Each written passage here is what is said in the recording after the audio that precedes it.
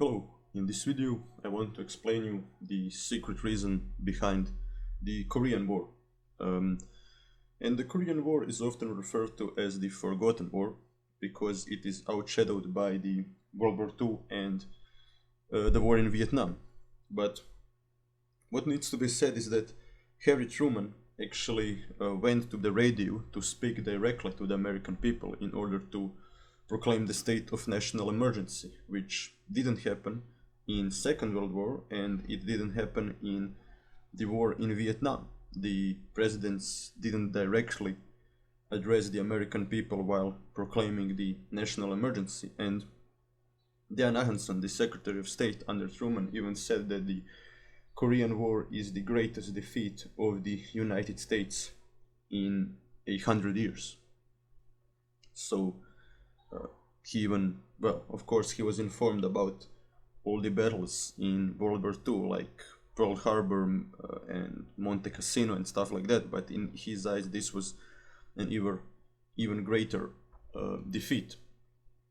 Okay, in the conventional narrative, the Korean War happens simply because Kim Il-sung wanted to expand his state, to unify the Korean state once again. But both Mao and Stalin had secret reasons for starting this war, and both of them seek to outmaneuver and manipulate each other. And they actually had, one could even say, contradictory goals when starting the Korean War. So after the China is unified, Stalin is faced with a dilemma. On the one hand, he wants a strong, unified China. He wants it because he orders Mao to fight Western colonialism in Asia. And without Mao Zedong helping Ho Chi Minh in Vietnam, the French would have probably stayed in power there. And the same can be said about Cambodia and Malaysia, where the Communist Party, mostly an ethnically Chinese Communist Party, fought against the British for its liberation. And so from that perspective, the rise of China was positive for Stalin because they could drive out the Western colonialists out of Asia.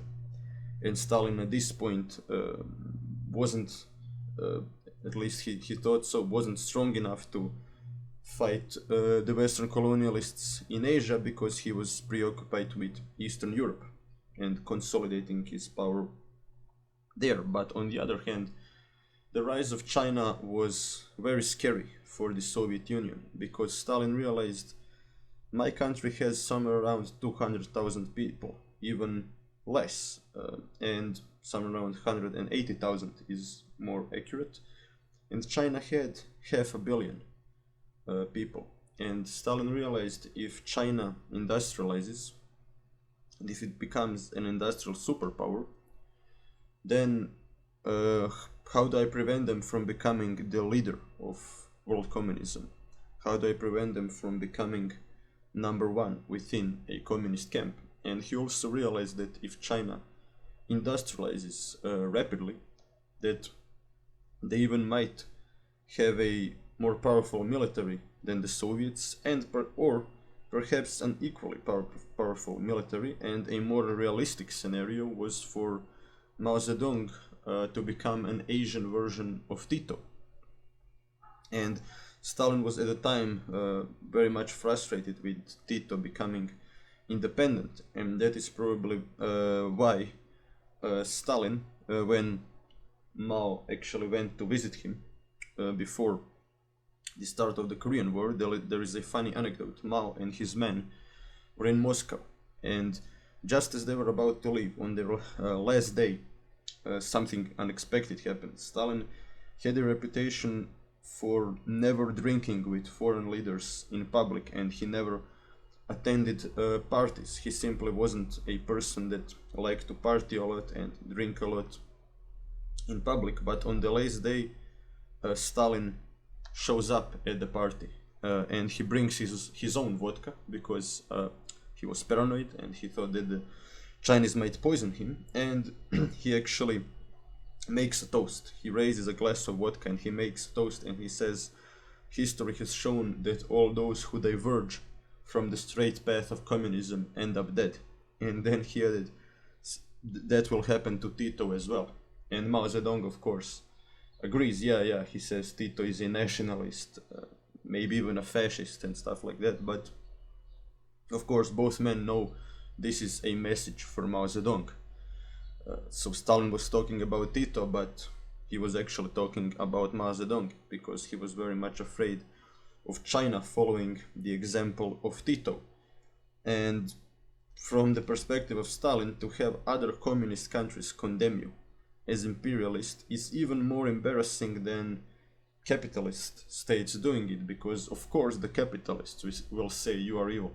But if the communists do it, then it looks sketchy. It looks like you actually might be an imperialist. And okay, but what was Stalin's main reason for starting the Korean War, or at least for saying to Mao to start the war? Well, Stalin was a paranoid guy, and he was convinced that the Western Allies are actually hiding Hitler, that Hitler survived, and that one day they might return him to Germany to start another war with the Soviets. And he was very concerned with the Western Allies uniting their spheres of influence in Germany and into West Germany. He was very concerned about West Germany becoming a unified country again. And when the Allies decided to change the Reichsmarke, as you can see it here, into Deutsche Mark, he saw it as an act of economic war on the Soviet Union, and one could even agree with Stalin's assessment. I mean, the Allies did it because they knew that the Deutsche Mark is worth more than what became a new type of money in East Germany, Ostmarke. So for one Deutsche Mark you would get 8 Ostmarks, and that was the problem for the people in East Germany. And even though Stalin tried to artificially freeze the exchange rate and he set it 1-to-1, well, a big part of the Soviet economy was the black market, and the black market was a free market essentially. And overnight, the people of East Germany that traded with Western currency on the black market became poorer, and in a complex way, this change in currency actually led to an economic downturn in East Germany. But at this point, I am not fully aware of all the consequences of this decision. But from what I read, it definitely was an act of economic war on the Soviet Union, and Stalin responds with a blockade of Berlin. And tensions are very high, and even some American generals are asking a question: could it be that maybe one day we wake up and we see 1 million of Chinese paratroopers above Germany?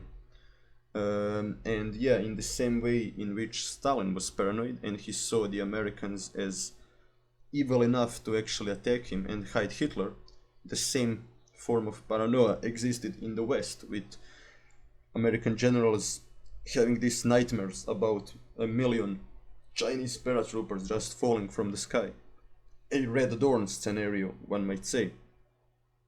And in this environment, Stalin is afraid that the Americans might do something in Eastern Europe before he consolidates his power, because at the time there are still fascist guerrillas fighting in many Eastern European countries, like even in Yugoslavia, for example. But at this point, Yugoslavia is no more under Stalin.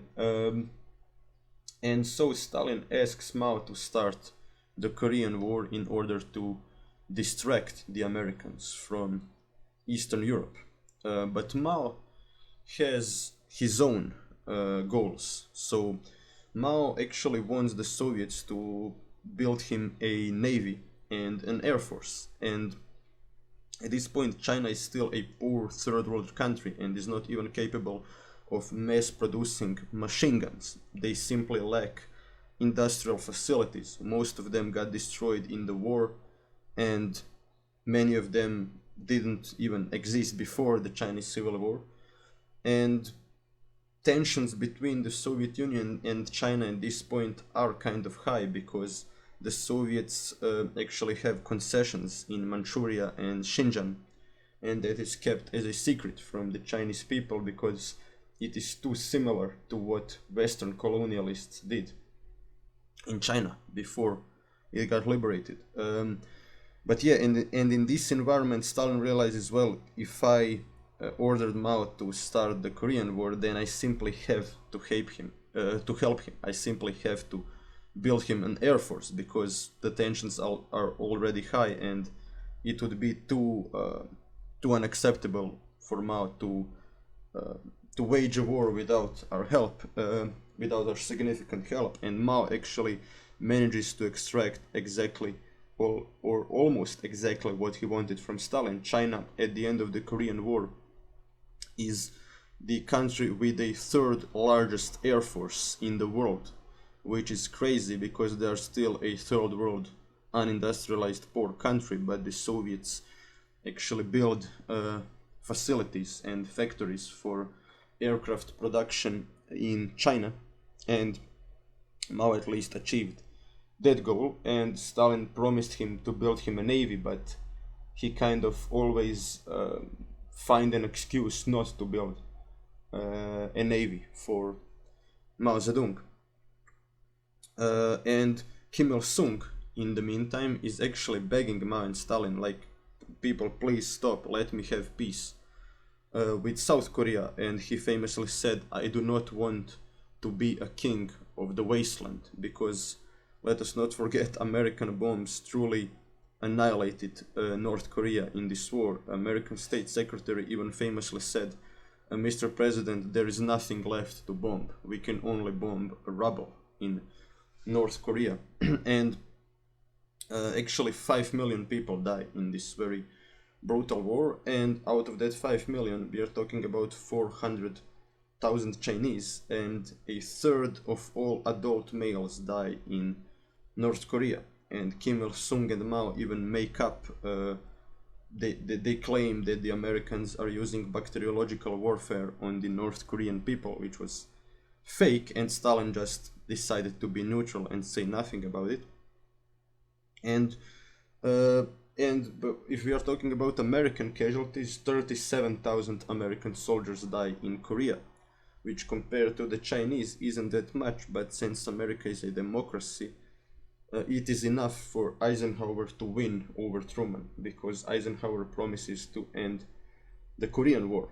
And Eisenhower also starts threatening China with nukes, and Mao now seeks to have nukes for himself, and he starts to ask Stalin to give him nukes, but Stalin is reluctant and he doesn't want a China with nukes. And the tensions between Korea and between Stalin and Mao are high. But Stalin, the day before he dies, actually, he realizes this war has lasted too long, and I simply cannot just justify my decision not to give him nukes if the war is still going on. And the day before he dies, he actually gives the order to stop the Korean War.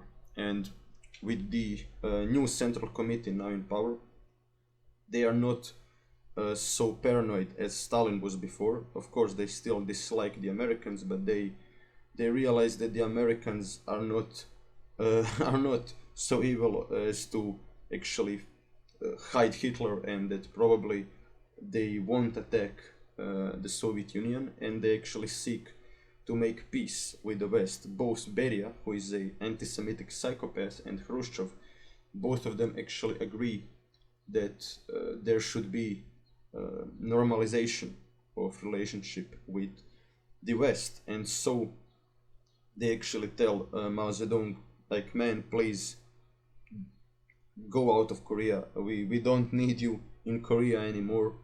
This war is too brutal and it's too provocative from the Western point of view. And so, in a bizarre way, they managed to get Mao to agree to a truce by promising him to build 91 factories or weapons manufacturing facilities on a territory of China, and Mao agrees, and now for the first time he's actually able to mass produce machine guns and tanks, and even to build himself a real navy.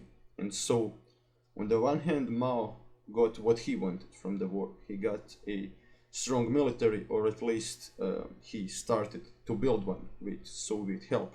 Stalin, on the other hand, he distracted the Americans, and in his mind he also showed the United States to be weak in front of rest of the world. And he famously said, Americans want to conquer the world, but they cannot conquer Korea.